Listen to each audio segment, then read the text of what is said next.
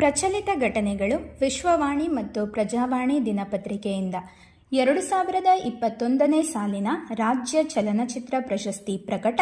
ಅತ್ಯುತ್ತಮ ನಟ ಚಾರ್ಲಿ 777 ಚಿತ್ರಕ್ಕಾಗಿ ರಕ್ಷಿತ್ ಶೆಟ್ಟಿ, ಅತ್ಯುತ್ತಮ ನಟಿ ಅರ್ಚನಾ ಜೋಯ್ಸ್ ಮ್ಯಾಟ್ ಚಿತ್ರಕ್ಕಾಗಿ, ಅತ್ಯುತ್ತಮ ಮನರಂಜನಾ ಚಿತ್ರ ಯುವರತ್ನ ಪುನೀತ್ ರಾಜ್ಕುಮಾರ್ ಅಭಿನಯದ್ದು, ಮೊದಲನೇ ಅತ್ಯುತ್ತಮ ಚಿತ್ರ ದೊಡ್ಡಹಟ್ಟಿ ಬೋರೇಗೌಡ ನಿರ್ದೇಶನ ರಘು ಕೆಎನ್, ಎರಡನೇ ಅತ್ಯುತ್ತಮ ಚಿತ್ರ 777 ಚಾರ್ಲಿ ನಿರ್ದೇಶನ ಕಿರಣ್ ರಾಜ್, ಮೂರನೇ ಅತ್ಯುತ್ತಮ ಚಿತ್ರ ಬಿಸಿಲು ಕುದುರೆ ನಿರ್ದೇಶಕ ಹೃದಯ ಶಿವ, ಅತ್ಯುತ್ತಮ ಸಾಮಾಜಿಕ ಕಳಕಳಿಯ ಚಿತ್ರ ಭಾರತೀಯ ಪ್ರಜೆಗಳಾದ ನಾವು ಕೃಷ್ಣಮೂರ್ತಿ, ಅತ್ಯುತ್ತಮ ಪೋಷಕ ನಟ ಪ್ರಮೋದ್, ಅತ್ಯುತ್ತಮ ಪೋಷಕ ನಟಿ ಉಮಾಶ್ರೀ ರತ್ನನ ಪ್ರಪಂಚ ಚಿತ್ರಕ್ಕಾಗಿ.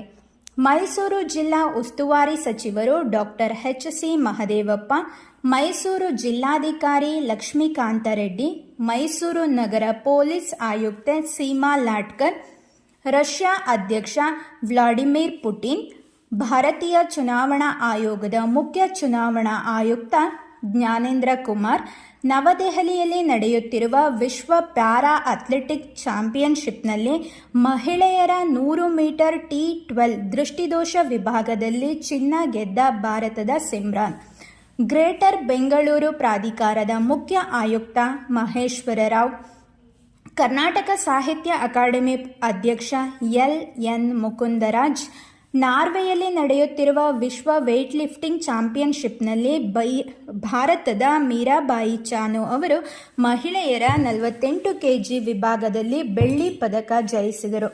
ಭಾರತದ air chief marshal A P. Singh, ರಾಜ್ಯ ಉನ್ನತ ಶಿಕ್ಷಣ ಸಚಿವ ಡಾಕ್ಟರ್ ಎಂ.ಸಿ. ಸುಧಾಕರ್, ರಾಜ್ಯ ಶಾಲಾ ಶಿಕ್ಷಣ ಸಚಿವ ಮಧು ಬಂಗಾರಪ್ಪ, ಆರ್ಬಿಐನ ಗವರ್ನರ್ ಸಂಜಯ್ ಮಲ್ಹೋತ್ರಾ, ಕೇಂದ್ರ ಗೃಹ ಮತ್ತು ಸಹಕಾರಿ ಖಾತೆ ಸಚಿವ ಅಮಿತ್ ಶಾ, ಕೇಂದ್ರ ರಕ್ಷಣಾ ಸಚಿವ ರಾಜನಾಥ್ ಸಿಂಗ್, ಬಿಹಾರದ ಮುಖ್ಯಮಂತ್ರಿ ನಿತೀಶ್ ಕುಮಾರ್, ಮಹಾರಾಷ್ಟ್ರದ ಮುಖ್ಯಮಂತ್ರಿ ದೇವೇಂದ್ರ ಫಡ್ನವೀಸ್, ಅಹಮದಾಬಾದ್ನ ನರೇಂದ್ರ ಮೋದಿ ಕ್ರಿಕೆಟ್ ಕ್ರೀಡಾಂಗಣದಲ್ಲಿ ಶುಕ್ರವಾರ ಭಾರತ ತಂಡದ 3 ಬ್ಯಾಟರ್ಗಳು ವೆಸ್ಟ್ ಇಂಡೀಸ್ ಎದುರಿನ ಟೆಸ್ಟ್ನಲ್ಲಿ ಶತಕ ದಾಖಲಿಸಿದರು.